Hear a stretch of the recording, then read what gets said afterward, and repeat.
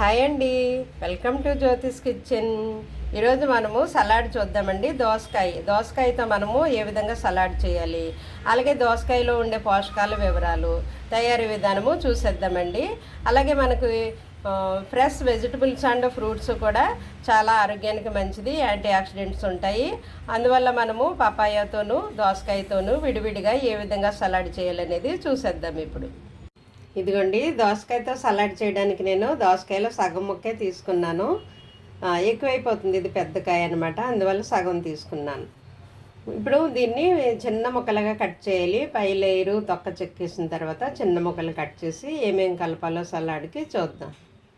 ఇదిగోండి, దోసకాయ శుభ్రంగా చెక్కేసిన తర్వాత వాటిలో గింజలు తీసేయాలండి. ఆ గింజలు చేదుగా ఉంటే తినడానికి బాగోదన్నమాట. ఇలా ఈ విధంగా చిన్న ముక్కలు కట్ చేసుకోవాలి. దాంట్లోకి నేను ఒకటే చిన్నది పచ్చిమిర్చి తీసుకున్నాను, అలాగే చిన్న ఉల్లిపాయ, చిన్న టమాటో అవి కూడా చిన్న ముక్కలుగా కట్ చేశాను. ఒక చిన్న క్యారెట్ ముక్క తీసుకుని దాన్ని గ్రేట్ చేశాను, తురిమాను అనమాట. ఇదైతే కొత్తిమీర తరుగు. ఇవన్నీ ఇలాగా చిన్నగా కట్ చేసుకుంటే మనకి సలాడ్ తినడానికి ఈజీగా ఉంటుంది, గొంతు దిగడానికి నవలడానికి కూడాను. ఇవన్నీ ఇప్పుడు కలుపుదామండి, సలాడ్ కలుపుదాం అండి. మనం కట్ చేసి పెట్టుకున్న ఈ ముక్కలన్నీ కూడా ఒక బౌల్లోకి వేసుకుందామండి. ఒక బౌల్లోకి వేసుకుంటే సలాడ్ కలుపుకోవడం మనకి ఈజీగా ఉంటుందన్నమాట.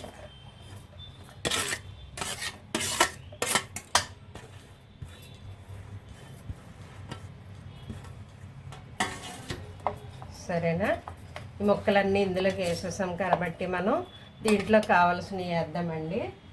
కొద్దిగా రుచికి సరిపడా సాల్ట్, మీరు ఎంత తింటారో అంత. తక్కువ తింటేనే మంచిది సాల్ట్, ఎప్పుడు కూడా ఎక్కువ వేసుకోవద్దు. కావాలంటే మళ్ళీ తర్వాత కలుపుకోవచ్చు, కానీ తినడం కూడా తక్కువ తింటేనే మంచిది. కొద్దిగా మిరియాల పొడి, ఇది చాలా చిన్న స్పూను, ఇందులో సగం వేసాను నేను మిరియాల పొడి. అలాగే ఇందులో మనం కొంచెం ఆలివ్ ఆయిల్ వేస్తే బాగుంటుందండి. ఆలివ్ ఆయిల్ 1 స్పూనే వేయాలి. మీ దగ్గర ఆలివ్ ఆయిల్ ఉంటే వేసుకోండి. ఒకవేళ ఆలివ్ ఆయిల్ లేకపోతే ఆయిల్ వేయడం మానేయండి, పర్వాలేదు. అలా వట్టిగానే మనం తినొచ్చు అనమాట.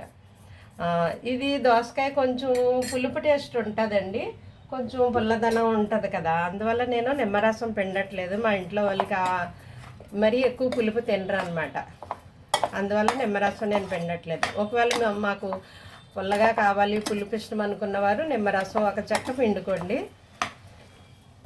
ఇవన్నీ మనము ఇలాగ బాగా మిక్స్ చేసేయాలన్నమాట. ఇది సలాడ్ తినే ముందే కలుపుకోవాలండి. ముక్కలు కట్ చేసి పెట్టుకోండి, కానీ సాల్టు, నిమ్మరసం ఇవన్నీ వేసిన తర్వాత అది వాటరీగా అయిపోతుంది అనమాట, వాటర్ ఊరిపోతుంది. అందువల్ల కలిపిన తర్వాత ఎక్కువసేపు ఉంచకూడదు, తినే ముందే కలిపేసుకుని తినేయాలన్నమాట. ఈ దోసకాయ మనకి విటమిన్ బి ఎక్కువగా ఉంటుందండి, అలాగే విటమిన్ సి కూడా ఉంటుంది, అలాగే విటమిన్ కే ఎక్కువగా ఉంటుంది అటండి ఇందులోను. అది మన స్కిన్ హెల్త్కి ఉపయోగపడుతుంది అనమాట, విటమిన్ కే.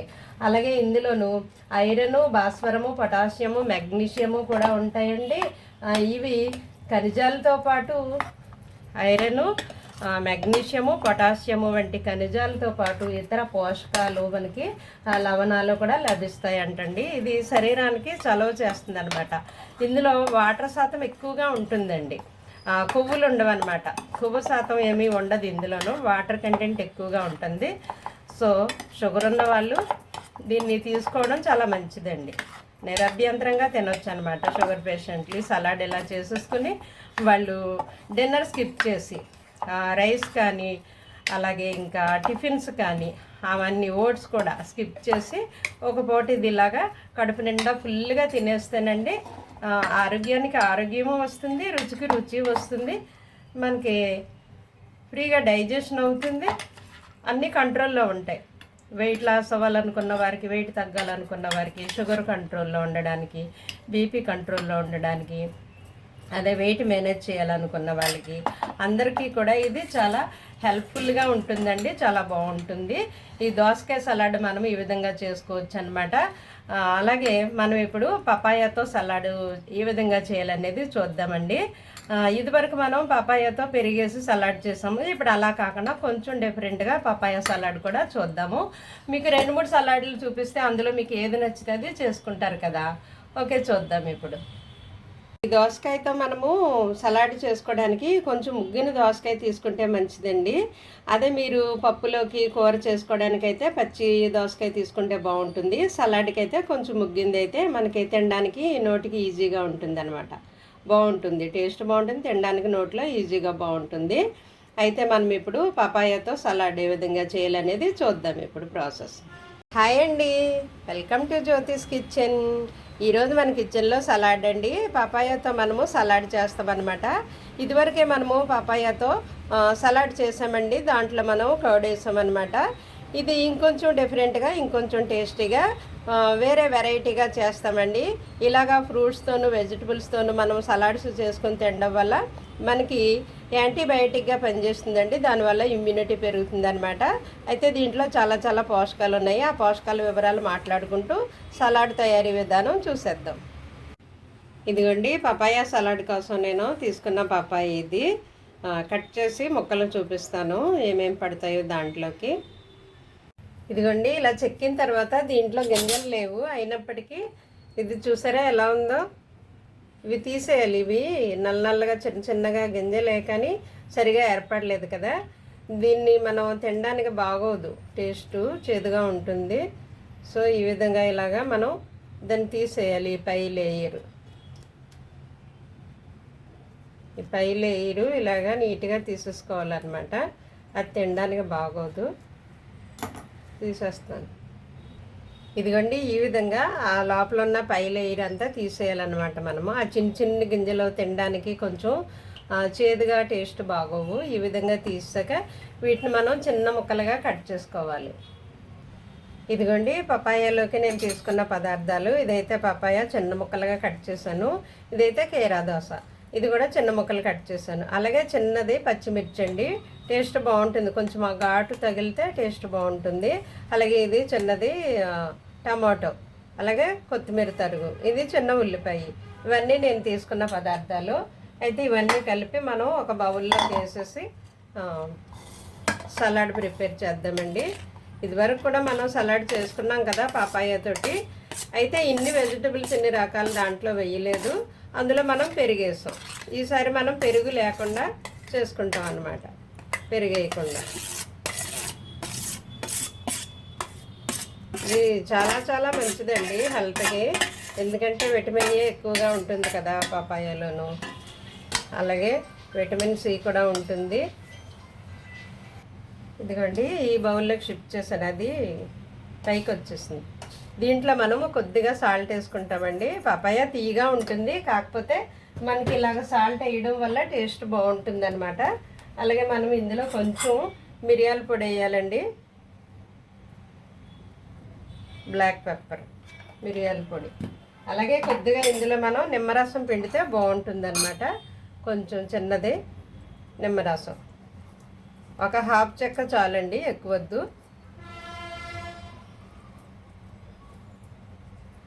టేస్ట్ బాగుండడం కోసం అనమాట.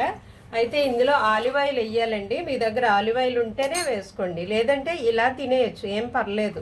సాల్ట్ వేసాము, నిమ్మరసం వేసాము, మిరియాల పొడి వేసాము, తర్వాత కూరగాయలు ఇవన్నీ వేసాం కదా, కీరా దోస, ఉల్లిపాయ, టమాటో, ఈ కొత్తిమీర తరుగు, ఇవన్నిటి వల్ల టేస్ట్ బాగుంటుంది.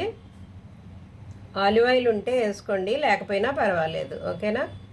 వేరే ఆయిల్ ఏది వేయొద్దు, బాగోదు, టేస్ట్ బాగోదు, తినకూడదు కూడా పచ్చి ఆయిల్. ఈ ఆలివ్ ఆయిలే పచ్చిది తింటే మనకి మంచిది అనమాట. కొలెస్ట్రాల్ ఉన్న వాళ్ళకి, షుగర్ ఉన్న వాళ్ళకి షుగర్ కంట్రోల్లో చేస్తుంది ఆలివ్ ఆయిల్. అలానే ఎక్కువ తినొద్దు, ఒక స్పూన్ వేసుకుంటే చాలు. ఎందుకంటే ఇది గొంతులోకి దిగేటప్పుడు హాయిగా ఈజీగా ఉంటుందన్నమాట. ఆయిల్ వేయడం వల్ల మనకి తినడానికి కూడా టేస్ట్ బాగుంటుంది. ఏదైనా మితంగానే వాడాలి, లిమిట్ దాటకూడదు. మనం ఇందులో ఆలివ్ ఆయిల్ వేసాము, సాల్ట్ వేసాము, మిరియాల పొడి వేసాము, నిమ్మరసం వేసాము, తినడానికి చాలా చక్కగా బాగుంటుంది. ఇది షుగర్ ఉన్న వాళ్ళకి షుగర్ కంట్రోల్లో ఉంటుంది, అలాగే బీపీ ఉన్న వాళ్ళకి బీపీ కంట్రోల్ చేస్తుంది, అలాగే వెయిట్ తగ్గాలనుకున్న వాళ్ళకి కూడా చాలా బాగా హెల్ప్ అవుతుంది. ఎందుకంటే ఇందులో కార్బోహైడ్రేట్స్ ఉండవు కదా. దట్టు ఉడికిన ఆహారంలో కొన్ని పోషకాలు నశించిపోతాయి. ఇలా రా ఫుడ్ తీసుకోవడం వల్ల ఆ పోషకాలన్నీ మనకు వస్తాయి. ఇందులో విటమిన్ ఏ ఉంటుంది, బీటా కెరోటిన్, కళ్ళకు చాలా మంచిది, కళ్ళు బాగా కనిపిస్తాయి. అలాగే విటమిన్ సి కూడా ఉంటుంది, అది మనకి వ్యాధి నిరోధక శక్తిగా పనికొస్తుంది. అలాగే ఇలా చెప్పుకుంటూ పోతే చాలా చాలా ఉపయోగాలు ఉన్నాయి ఈ ఫ్రూట్స్లో మనకి. ఇదిగోండి పపాయ సలాడ్ రెడీ అయిపోయింది. ఈ విధంగా మనము ఒక కప్పుడు ఫుల్గా, అంటే ఎవరికి ఎంత ఆకలిస్తే అంత ఫుల్గా తినేయచ్చు, దీంట్లో ఎటువంటి దోషమో ఉండదు. నైట్ పూట ఇది ఇలా తినేసి కావలసినంత మీకు పట్ట ఫుల్ అయ్యే వరకు తినేసి అలా ఉండిపోవడమే. కావాలంటే ఒకప్పుడు మజ్జిగ తాగండి, ఇంకా ఏదైనా తినాలని అనిపిస్తే తినకుండా మజ్జిగ తాగొచ్చు అనమాట. ఇలా రా ఫుడ్ తినడం వల్ల మనకు త్వరగా ఆకలి కూడా అవ్వదు, అరగడానికి టైం పడుతుంది. అదే ఉడికిన ఆహారం అనుకోండి త్వరగా జీర్ణమయ్యి మరలా ఏదో ఒకటి తినాలని ఆకలిస్తూ ఉంటుంది అనమాట. అందువల్ల ఏదో ఒకటి తినేస్తూ ఉంటారు షుగర్ ఉన్న వాళ్ళు. అలా తినడం వల్ల కూడా వాళ్ళకి షుగర్ పెరిగిపోతూ ఉంటుంది. ఇందులో విటమిన్ B6, B9 కూడా ఉంటుంది. అలాగే విటమిన్ K ఉంటుందండి. ఆ విటమిన్ K మన చర్మం ఆరోగ్యంగా ఉండడానికి సహాయపడుతుంది అనమాట. విటమిన్ K ఇది గుండె ఆరోగ్యంగా ఉంచడానికి కూడా సహాయపడుతుంది అటండి పాపాయ. మరి ఇంకా చెప్పుకుంటూ పోతే చాలా చాలా పోషకాలు ఉన్నాయి. సో పపాయాని మన ఫుడ్లో ఇంక్లూడ్ చేద్దాం. అలాగే ఫ్రూట్స్ ద్వారా, వెజిటబుల్స్ ద్వారా మనం ఇలా సలాడ్స్ చేసుకుని తిని ఆరోగ్యంగా ఉందాం. Thank you.